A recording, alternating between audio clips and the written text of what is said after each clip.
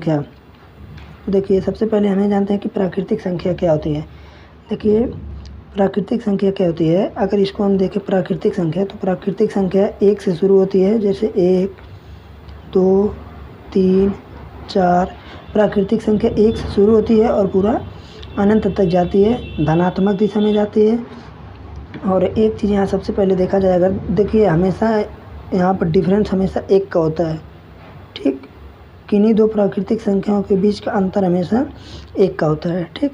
तो प्राकृतिक संख्या यही होती है कि जिसमें कॉमन डिफरेंस हर जगह 1 का हो, जो शुरू होती है 1 से होती है, 1, 2, 3, 4 पूरा इस तरह करके अनंत तक जाती है, ठीक। प्राकृतिक संख्या हो गया। अब आगे चलते हैं, तो आगे देखिए दूसरा यहाँ पर पूर्ण संख्या। तो देखिए पूर्ण संख्या का मतलब होता है कि जब कभी हम प्राकृतिक संख्या में 0 को भी ऐड कर लेते हैं, तो जैसे प्राकृतिक संख्या देखिए 1, 2, 3, 4, 5 पूरा अनंत तक जाती है, अगर 0 को भी इसमें हम ऐड कर लेते हैं तो इसको बोलते हैं पूर्ण संख्या। तो देखिए पूर्ण संख्या इसलिए है क्योंकि इसमें अगर किसी भी संख्या का अगर हम काउंटिंग करना शुरू करते हैं तो हमेशा 0 से ही शुरू करते हैं, ठीक। जैसे अगर हम कहें हमको 1 सेंटीमीटर मापना है तो 0 से लेकर 1 के बीच मापते हैं, तो ऐसी संख्या जिसमें 0 को भी सम्मिलित कर लेते हैं, ऐसी सभी प्राकृतिक संख्याएं जिसमें 0 को भी सम्मिलित कर लेते हैं, तो इन संख्याओं को बोलते हैं पूर्ण संख्या, ठीक। अब आगे आते हैं, तो आगे देखिए दिया है पूर्णांक। पूर्णांक संख्या क्या होता है, जैसे इसमें अगर हम एकदम आसान तरीके से बताना चाहें तो इसमें होता क्या है, देखिए सभी धनात्मक संख्याएं, जैसे अगर हम नंबर लाइन बनाएं तो नंबर लाइन इसी तरह से बनता है, जैसे यहाँ अगर बीच में 0 लिख दें और इधर पॉजिटिव 1, 2, 3 इस तरह पूरा बना रहता है। तो यहाँ पर हम कहेंगे कि सभी धनात्मक संख्याएं और सभी ऋणात्मक संख्याएं, इधर -1, -2 इस तरह होता है। तो सभी धनात्मक संख्याएं और सभी ऋणात्मक संख्याएं तथा 0, इन तीनों के मिश्रित करने से जो संख्या हमें प्राप्त होती है उसे हम बोलते हैं पूर्णांक संख्या। तो सभी धनात्मक, सभी ऋणात्मक और 0 तीनों को सम्मिश्र करने के पश्चात जो भी हमें प्राप्त होता है, ऐसे सभी संख्याओं को हम क्या बोलते हैं, पूर्णांक संख्या, ठीक। तो पूर्णांक यही होता है जिसमें all positive number, all negative number and 0 तीनों को ऐड कर लेंगे तो पूर्णांक संख्या प्राप्त होती है। थोड़ा सा हम और आगे बढ़ेंगे तो यहाँ आता है परिमेय संख्या। तो देखिए परिमेय संख्या होता है, परिमेय संख्या हम उसे बोलते हैं जिसे हम p/q के रूप में लिख सकते हैं, तो इसे हम बोलते हैं परिमेय संख्या।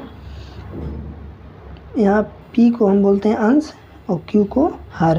यहाँ पर एक कंडीशन है कि q जो है वो 0 के बराबर नहीं होना चाहिए। अगर क्योंकि अगर q जो है 0 के बराबर हो गया तो यहाँ से हो जाएगा p/0। तो जब किसी संख्या हम 0 से भाग देंगे तो आ जाता है अनंत, ठीक। तो परिमेय संख्या हम कहेंगे कि ऐसी संख्या है जिसे हम p/q के रूप में लिख सकते हैं, उसे बोलते हैं परिमेय संख्या। जैसे अगर मान लीजिए कोई अगर हम कहें, हम जैसे कहें 6, तो 6 क्या है, परिमेय संख्या, क्योंकि 6/1 लिख सकते हैं। देखिए इसमें सबसे इम्पोर्टेंट एक प्रश्न है, जैसे कभी कभी पूछ लेता कि क्या 0 एक परिमेय संख्या है, क्या 0 परिमेय संख्या है। तो देखिए 0 एक परिमेय संख्या है, क्यों, क्योंकि इसे हम 0/1, 0/2, 0/3 लिख सकते हैं, तो इसलिए 0 क्या है, एक परिमेय संख्या है। आगे चलते हैं अपरिमेय संख्या। देखिए अपरिमेय संख्या क्या होता है, जिसे हम p/q के रूप में ना लिख सकें उसे बोलते हैं अपरिमेय संख्या, जिसे हम p/q के रूप में ना लिख सकें। जैसे अगर हम कह दें, देखिए कड़ी में 3, तो कड़ी में 3 एक अपरिमेय संख्या है। अब आप लोग कुछ लोग कहेंगे कि इसको हम कड़ी में 3/1 लिख सकते हैं, लिखने के लिए तो लिख सकते हैं, लेकिन कड़ी में 3 का मान होता है 1.732 और आगे भी ये चलता रहता है, ठीक। और उसके बटे अगर 1 करें तो देखिए जब कभी भी भाग देने के पश्चात ये संख्या निरंतर चलती रहती है, तो ऐसी संख्याओं को हम बोलते हैं अपरिमेय संख्या। थोड़ा सा हम और आगे आते हैं, तो आगे देखिए सम संख्या। सम संख्या ऐसी सभी संख्याएं, ऐसी संख्याएं जो 2 से विभाज्य हो, 2 से क्या हो, विभाज्य हो, तो ऐसी संख्याओं को बोलते हैं हम सम संख्या। जैसे अब यहाँ पर देखिए 2, 4, 6, 8 इस तरह पूरा 2 से क्या होना चाहिए, विभाज्य होना चाहिए, ऐसी संख्याओं को सम संख्या बोलते हैं। और आगे आते हैं विषम संख्या। ऐसी संख्या जो 2 से विभाज्य ना हो, 2 से विभाज्य ना हो उसे बोलते हैं हम विषम संख्या। विषम संख्या जैसे हम कहें 1, 3, 5, 7, 9, 11, इस तरह हम कोई भी संख्या लिखें जो 2 से विभाज्य ना हो तो उसे बोलते हैं विषम संख्या।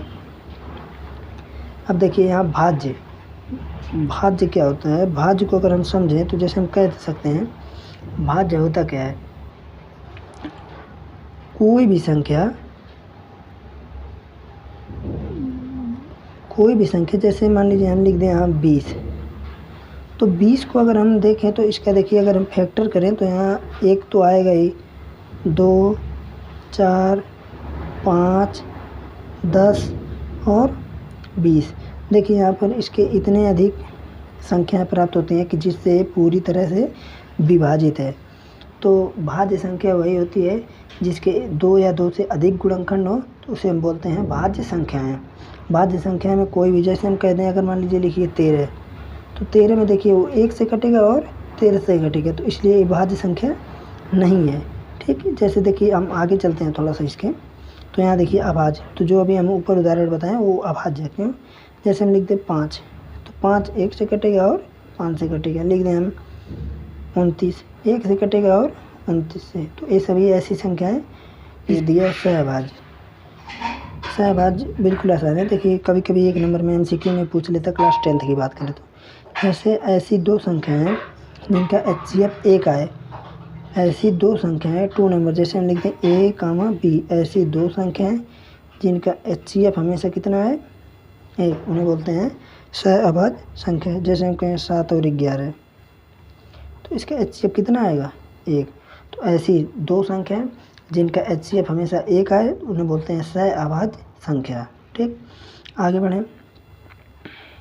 देखिए बस इतना ही संख्या है। देखिए इस जितना भी हम संख्या बताए हैं सभी संख्या पर आधारित प्रश्न को हम अगली वीडियो में लेकर आएंगे। तो इस वीडियो को देखने के पश्चात आप लोग चैनल को लाइक, शेयर और सब्सक्राइब जरूर कर लीजिएगा, क्योंकि हम आगे इस तरह की बहुत वीडियो देते रहेंगे।